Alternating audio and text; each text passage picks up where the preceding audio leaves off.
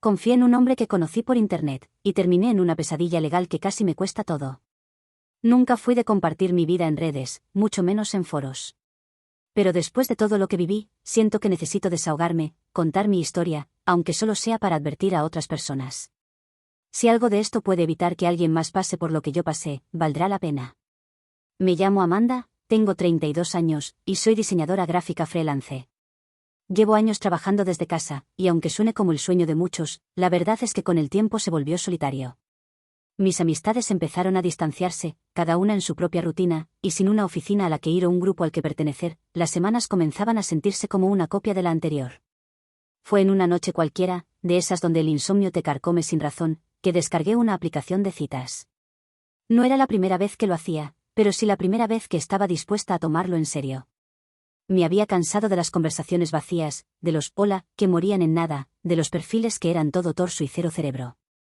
Esta vez, prometí no bajar mis estándares. Y entonces apareció él. Eric, 35 años. Ingeniero civil. Su foto de perfil no era pretenciosa.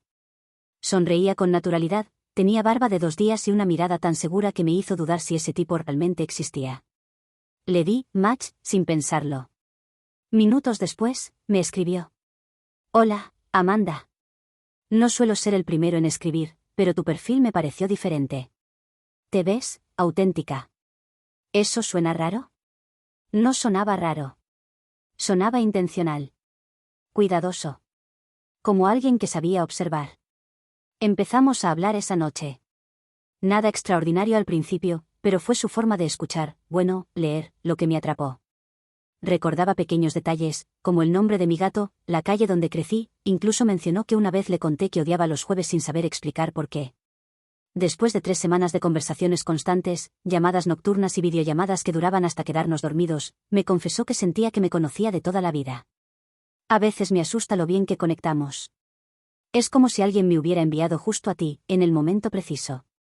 Y yo, me lo creí. No sé cómo explicarlo, pero también sentía eso. Tal vez era la necesidad de sentirme vista. Tal vez era la forma en que él parecía tan emocionalmente disponible. Pero me dejé llevar. Con gusto. Un mes después, Henry me dijo que tenía que viajar por trabajo a una ciudad a unas 4 horas de la mía y que quería aprovechar para pasar a verme. Recuerdo la emoción con la que preparé mi casa. Limpié cada rincón, puse sábanas nuevas, encendí velas aromáticas, cociné su platillo favorito, fettuccine con camarones, lo había mencionado una vez. Me cambié 3 veces antes de decidir qué ponerme. Y cuando tocó el timbre, juro que mi corazón se detuvo. Era él. Más alto de lo que imaginaba. Llevaba una camisa azul arremangada, y en cuanto me vio, me sonrió con esa mirada que tantas veces había visto por pantalla. Hola, me dijo mientras dejaba su bolso en la entrada. Eres aún más hermosa en persona. Pasamos 3 días increíbles. Cocinamos, vimos películas, caminamos por el parque. Me besó en la cocina mientras lavábamos los platos, y esa noche, dormimos abrazados como si lleváramos años juntos. No sé qué me hiciste, pero no quiero que esto termine, susurró mientras jugaba con mi cabello. Después de ese fin de semana, nuestra relación se volvió oficial. A la distancia, pero constante. Nos visitábamos cada 2 o 3 semanas. A veces venía él, otras iba yo.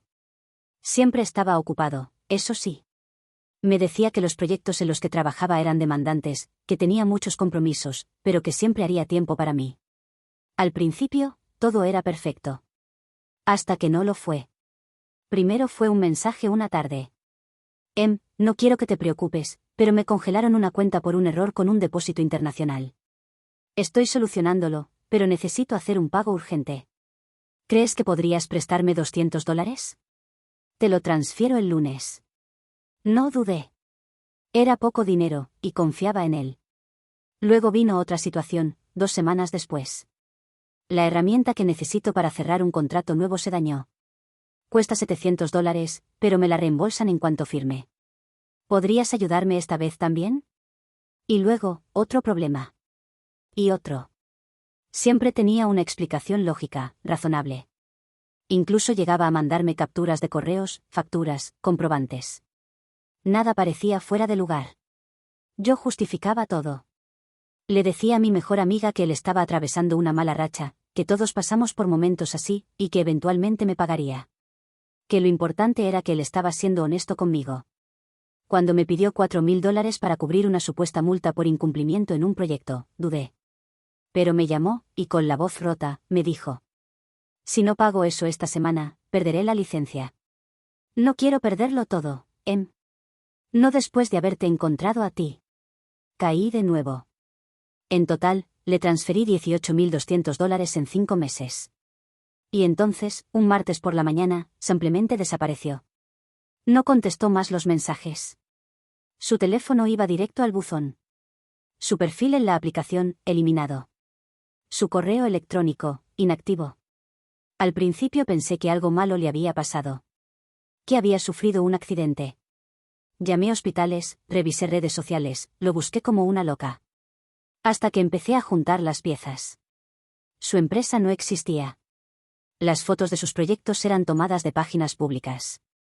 El nombre que usaba, según su identificación, no coincidía con ningún registro profesional. Incluso la matrícula de su auto era de alquiler. Me desplomé, me temblaban las manos, lloré como nunca. Me sentí una idiota, usada, vacía. No solo me había robado el dinero. Me había robado la ilusión, la confianza, mi tiempo, mis emociones, mis planes. Pero esto no termina aquí. Llamé a un abogado, fui a la policía y levanté una denuncia. Y fue entonces cuando comenzó otra pesadilla, distinta a la primera, pero igual de devastadora. Actualización 1. La primera vez que fui a la estación de policía a hacer la denuncia, me sentí ridícula. La oficial que me atendió era una mujer de unos 50 años. Escuchó mi historia en silencio, tomó notas mientras hablaba, y al final levantó una ceja como si intentara decidir si estaba frente a una víctima o una mujer muy tonta.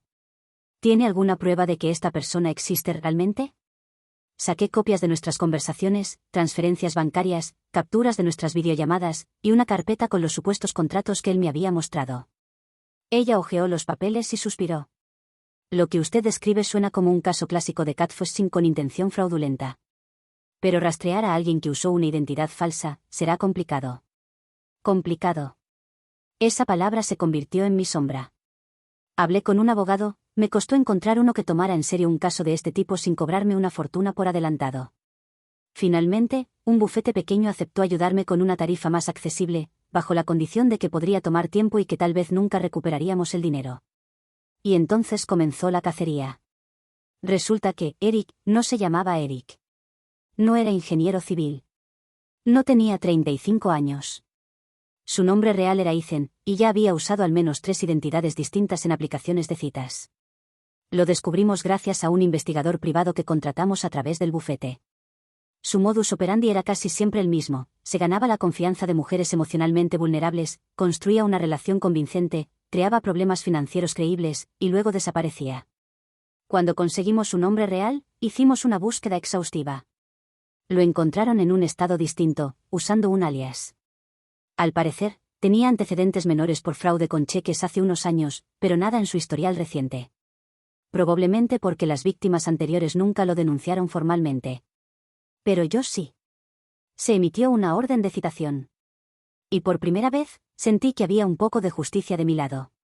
Mientras tanto, mi cuenta bancaria estaba por el suelo. Había dejado de aceptar algunos proyectos de trabajo cuando estaba con él porque me hacía sentir que quería calidad de tiempo juntos, que era importante que disfrutáramos esos momentos sin distracciones. Irónico, ¿no? Tuve que pedir ayuda a mis padres. Contarles todo fue devastador. Mi papá apenas habló durante esa conversación. Mi mamá me miró con lágrimas en los ojos y me abrazó tan fuerte como cuando tenía 5 años y me caía en el parque. Esto no es tu culpa, Amanda. Lo que hizo ese hombre fue cruel. No te castigues por confiar. Pero yo sí me castigaba. Cada noche. A veces escuchaba su voz en mi cabeza.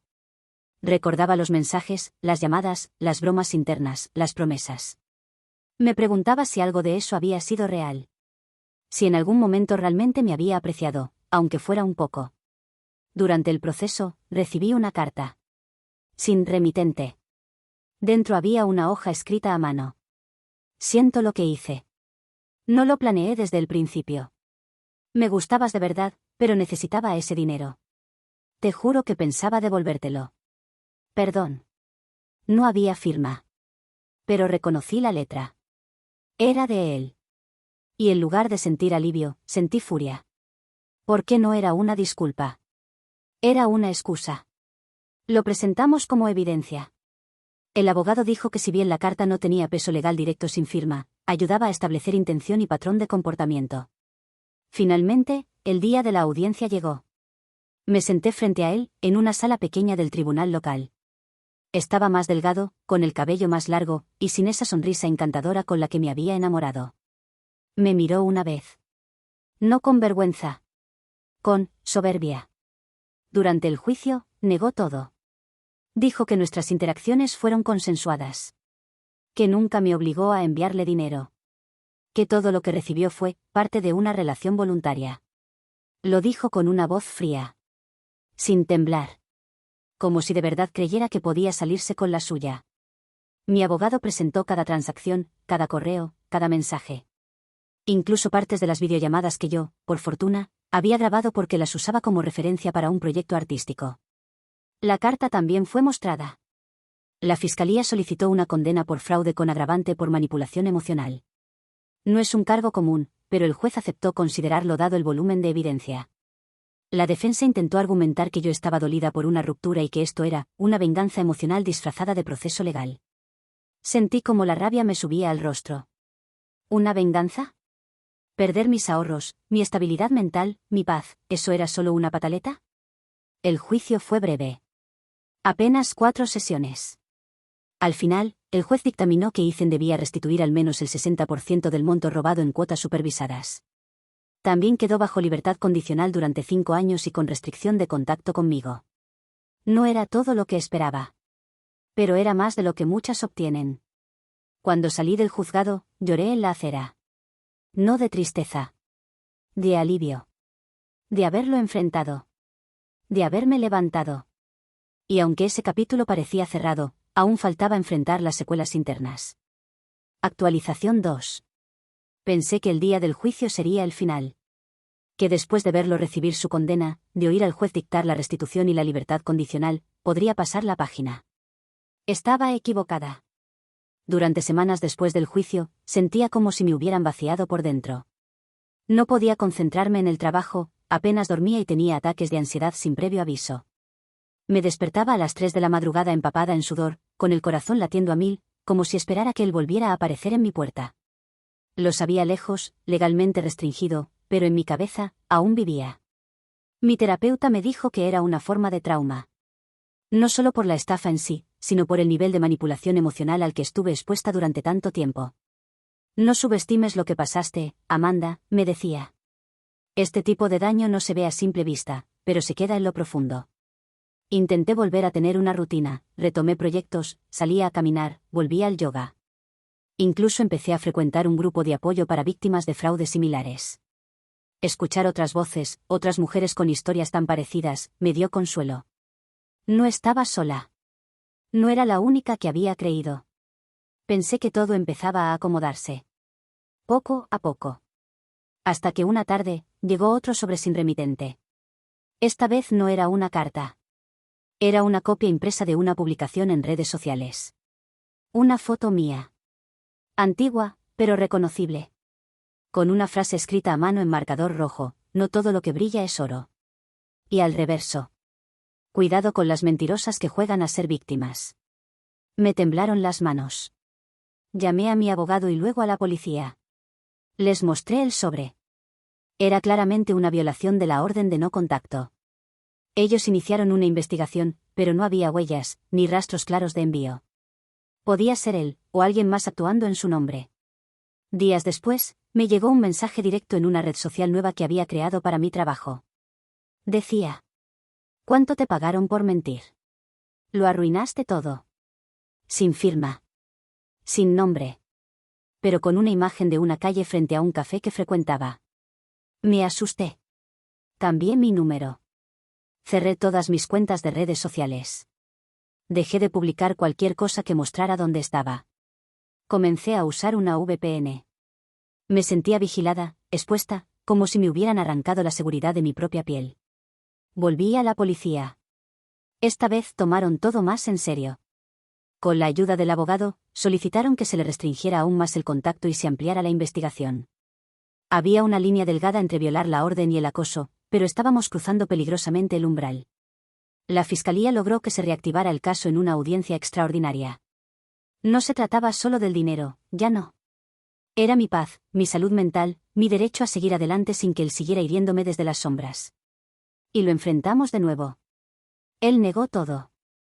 Dijo que no había enviado ningún mensaje. Que no había forma de probar que era él. Y era cierto.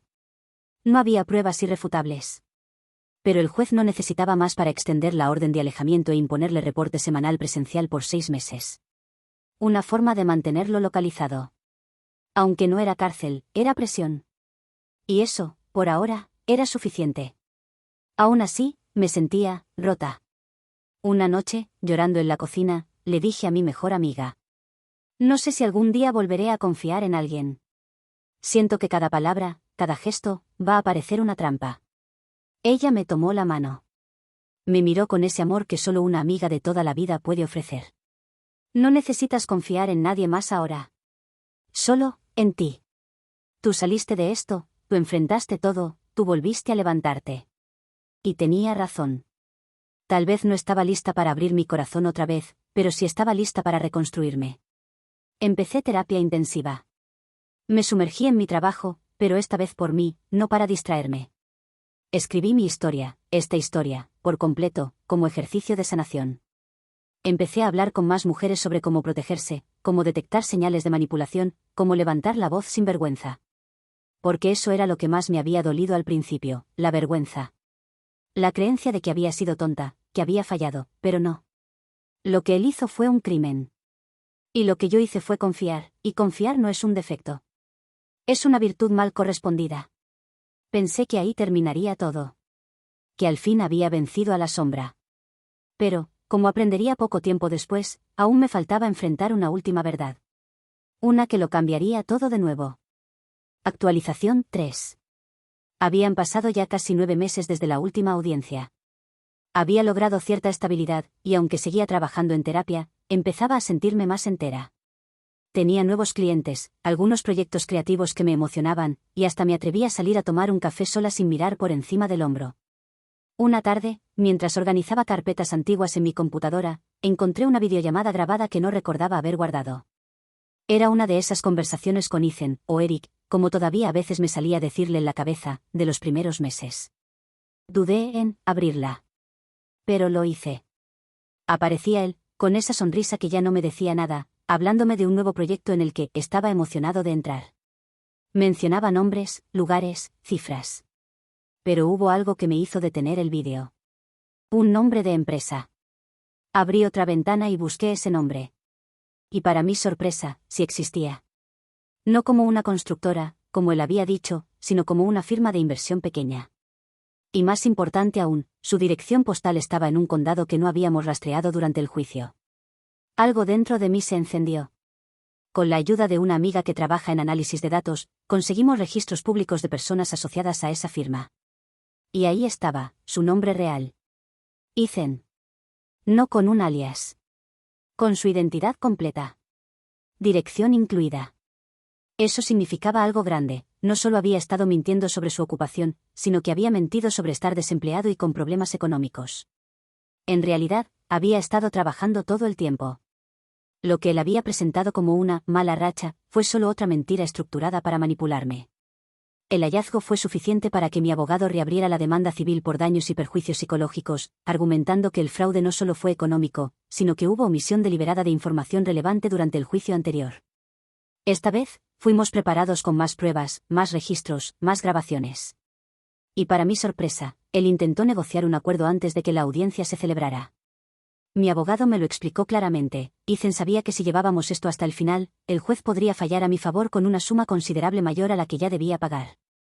Y lo que menos quería era otra condena pública o el riesgo de que la prensa local hiciera eco de una nueva demanda. Después de pensarlo durante días, acepté el acuerdo, que incluía un pago único que cubría el resto de la deuda original. Una indemnización por daño emocional. Una cláusula de confidencialidad en la que él se comprometía a no contactarme nunca más ni a referirse a mí de ninguna forma directa o indirecta. ¿Fue justicia? No del todo. ¿Fue suficiente para cerrar el ciclo? Sí. No lo celebré. No sentí una victoria, fue más un cierre silencioso. Digno. El tipo de cierre que no se grita, pero que se respira con paz. Hoy, 1 año y medio después de todo aquello, puedo decir que estoy bien. No, perfecta, no como antes, pero distinta. Más fuerte, más despierta. He vuelto a salir con alguien, pero lo estoy haciendo con otra versión de mí. Una que no desconfía de todo, pero que tampoco se entrega sin mirar. No por miedo, sino por respeto propio. Contar esta historia aquí fue parte de mi proceso. Nunca imaginé que escribirla me devolvería tanto, claridad, apoyo, incluso mensajes privados de otras personas que han pasado por lo mismo y no sabían cómo ponerlo en palabras. A todas ellas, les digo lo que me hubiera gustado oír a mí misma al principio. No fue tu culpa. Confiar no es ingenuidad. Amar no es debilidad. Y levantarte después de una caída como esta, eso sí es poder. Gracias por leerme. Gracias por acompañarme. Y si estás ahí afuera, leyendo esto entre lágrimas o dudas, solo quiero que sepas, vas a estar bien. Te lo prometo. Para seguir disfrutando de historias como esta, recuerda, suscribirte, darle like a este vídeo, comentar y compartir.